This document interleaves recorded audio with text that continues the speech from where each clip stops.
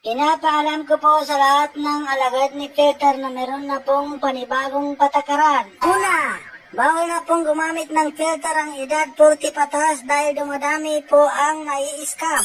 Dahil hindi lang daw po pampakinis, pampaganda ang ginagamit nila, dahil kahit pampabata ay ginagamit na po nila. Kaya kahit uugod-ugod na, ay nagmumukha pa rin teenager.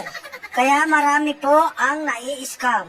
Pangalawa, bawal na rin gumamit ng filter ang mga kulang ang ngipin na mahilig mag-smile dahil wala pong available na ngipin si filter. Tatlo, bawal na din gumamit ng whole body na picture para sa filter dahil nakahalata po na nag-filter kayo. Dahil ang filter ay para lang sa mukha, hindi nakasali ang katawan. At ang pang-apat, siguraduhin daw na kung nag-a-apply kayo ng filter, ay hindi nadadamay ang inyong background. Ang hindi...